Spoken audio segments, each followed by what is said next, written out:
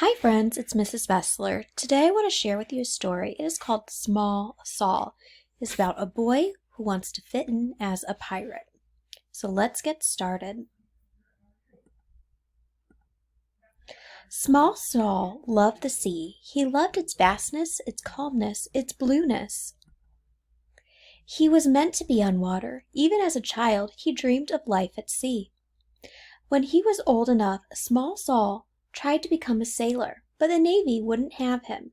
The sign says, "You must be this tall to join the Navy." Fortunately, pirates aren't so picky, so he enrolled in pirate college. And the rules are never brush your teeth, take anything you want. Arr is a valid response to all questions.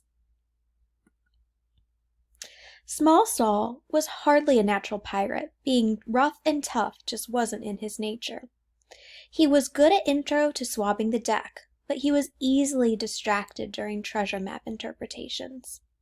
He did well in navigation, but he lacked focus in looting, the basics. He was born to sing sea shanties, not to hold a sword. Despite these setbacks, he was determined to graduate. Finally, after months of hard work, Small Saul earned his pirate diploma. Arr, you are a pirate.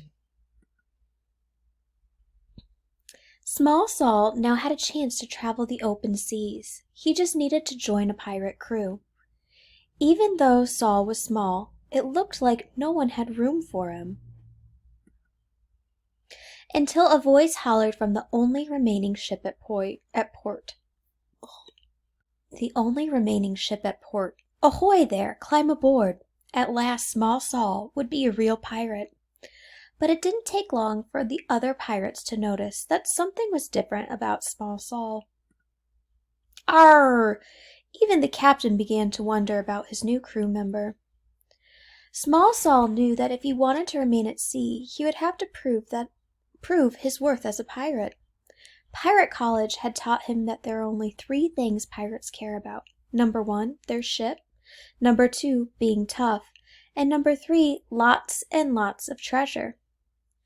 Small Saul needed to show that he cared about these things as well.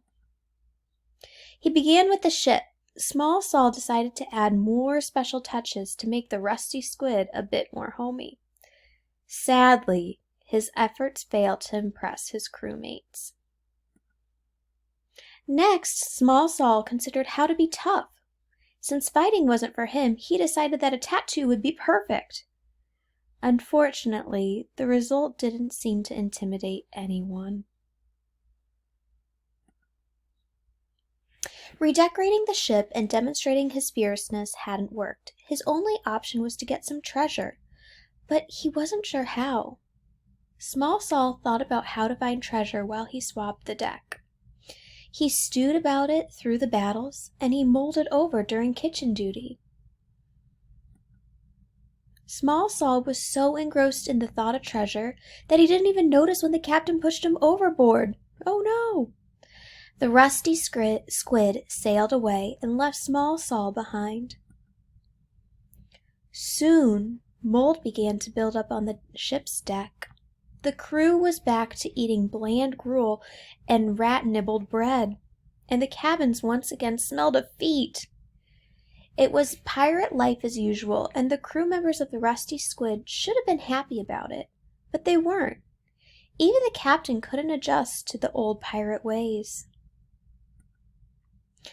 And that's when they realized Small Saul may not have been your average pirate, but he had tried his best. He had made their ship a home. Just like treasures, Small Saul was rare.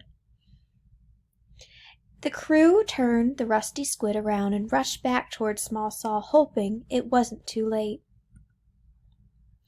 When the pirates apologized for throwing him overboard, Small Saul forgave them. They were pirates after all. Throwing people overboard is just something that they do. Small Saul was happy to be sailing again, and his shipmates were happy to have him back. He was where he was meant to be, sailing the high seas and being a pirate in his own special way. The end. I hope you enjoyed today's story. Hope you guys are staying well and healthy. We'll talk to you soon.